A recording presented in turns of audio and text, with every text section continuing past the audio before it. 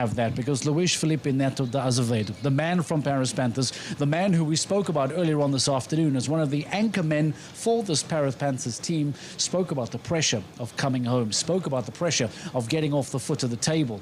And then he and his teammate go and jump double clear. Let's get some thoughts from Azevedo. Luis, one clear for Paris Panthers all year as a team, and then you have two in Paris. Just sum that up. I think it was meant to be, right? Here in Paris. The team we're so happy, we're thrilled, and we hope to keep it up for the second round. We'll do our best to make an easy copy and paste. Talk us through the round from your perspective. I'm really happy. My horse is 9 years old. It's his first league, his first global this year.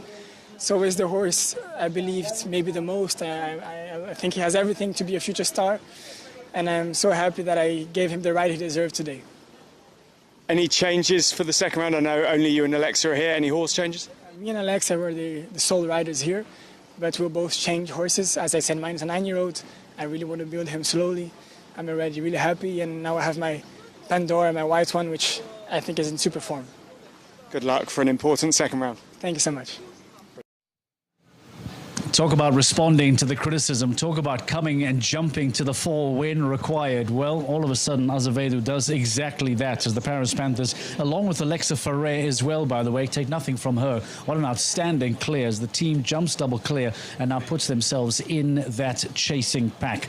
The Canstars, powered by the Iron Dames, have Natalie Dean and Katrien Ackermann in that opening round. Kalma and Iron Dames Sidello were the two horses selected. A fence going down for Natalie Dean, a clear for Katrien Ackermann, puts them in that group of four. Let's hear from Natalie Dean. Natalie, one of those rounds where you jumped superbly, unlucky to have one down. How did you view it? Yeah, my horse was very good. I a little bit overrode that jump and just ticked the front rail off, but I thought he jumped overall very good, and I think he's ready for round two. Katrien came in and went clear. That's important for Canstars because of the championship race in the GCL. Now, how do you ensure you try and get on the podium once more? Yeah, I mean, we were in the same position last week. We fought our way back up onto the podium, and hopefully we can do it again this week. What are the conversations that go on between the riders in the background, moving between rounds?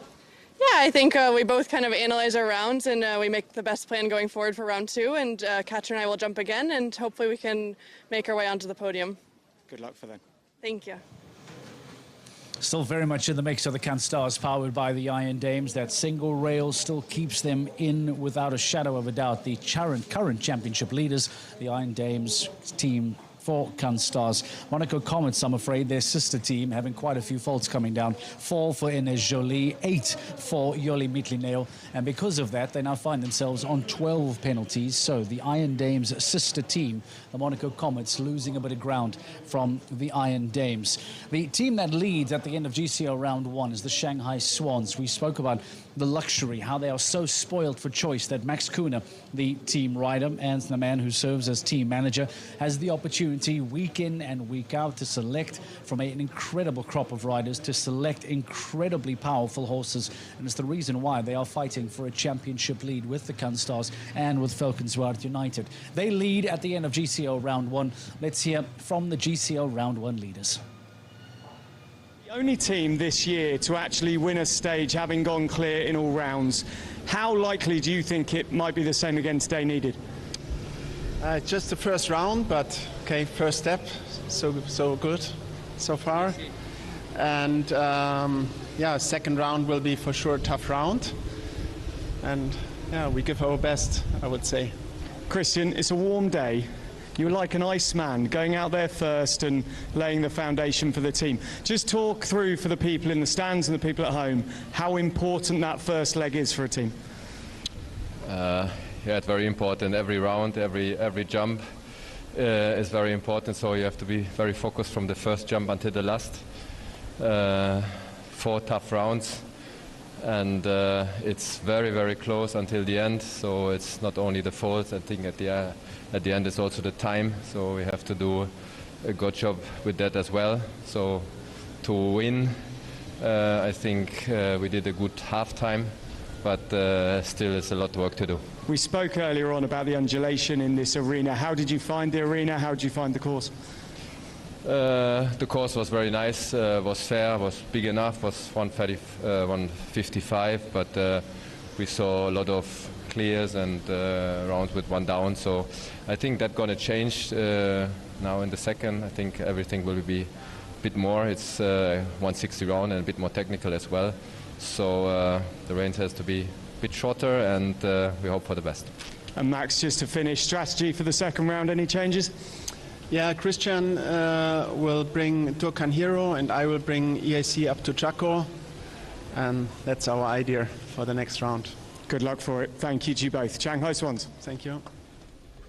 So some insight then from Max Kuhne, the man serving as the team manager for the Shanghai Swans. There will not be a rider replacement or change, but there will be horse changes for both men. EIC up to Jaco Blue will come in for Max Kuhne. Interesting, that superb form, and in fact the horse that he chose to compete in the Longines Global Champions Tour Grand Prix of Ramachuel Saint-Tropez just a week ago, obviously feeling that now is a really good space, a really good time for EIC up to Jaco Blue. Let's catch up with Dan Strange. He's been the man that's been on the ground, having some conversations with the riders, conducting the interviews, getting us some insight. Dan Strange, welcome back. That's a lovely sight. You can screen grab that for an Instagram profile photo in a few moments' time. Talk to me about GCL Round 1. What has a recurring theme been for you? What have you been hearing from the riders today? Recurring theme, clears, clears, clears, clears. We've had so many clear. Paris Panthers, I think, is the big story. Spoke to Luis earlier after him and Alexa both went clear. Now, Mark, just to put that in perspective for you, of course, they had one clear. Alexa had one clear all year for the whole team. And they go clear twice, not just on a GCL weekend, but in front of their home fans. I spoke to Luis both off air and on air, and just the raw emotion coming from him, absolutely sensational. Of course, don't forget, as Shanghai Swans said moments ago, they are the only team to have an all-clear weekend on a GCL stage this year. They may well have to do it again this weekend. Interestingly, for New York Empire, they didn't start great then. Rob Murphy went clear. I got a little bit from Dennis Lynch as he walked past, just to sort of nod and a yep, good one, clears okay. There are those teams that are, not gone double clear, but are still within striking distance. And interestingly, a couple that I'll flag up. Saint-Tropez Pirates going well this year. I know Duarte will change to Dorados in the second round, and Mariano Bastida will come in as well. And the other one, just to flag, because they're down the bottom of the table, Mark, Stockholm Hearts. I spoke to Olivier Philippe-Hearts earlier, had a really nice chat to him, just walking along, and he said, look, yes, we had 8 faults, but we rode well. The horses are going well. For our season, we need to get confidence, and you never know. Round 2 can completely change, and I think that's the crucial thing to take from this. Yeah, we've had a lot of teams on double clear, but that was only the first round. Now the heights of the fence goes up to 160, and all can change. All right, Dan Strange, thank you for some feedback. You're right, it's been a handful of clears. Let's take nothing away from the Istanbul Warriors as well. Abdel Said, Ollie Fletcher jumping clear as well. Outstanding performance for them, along with the Paris Panthers and, of course, as we said, Prague Lions and the current leaders, the Shanghai Swans as well. If things were to stop right now, we love a good what-if story here. We love a good what-if story. What if things were to stop right now? What would the championship leaderboard look like? What if the Shanghai Swans were to lead right now? What would happen? They would now become a new championship leader if things were to end the way they are. The Cannes Stars, with that 4 penalties, would see themselves in second. Falcons Art United still in third. And Prague Lions and the Saint-Tropez Pirates, very little movement there other than the switch between Cannes Stars and the Shanghai Swans. Istanbul Warriors would make a bit of a jump. And unfortunately, New York Empire and the Razorback International would not collect a huge amount of points, and because of that, would see themselves lingering around 8th and 9th position.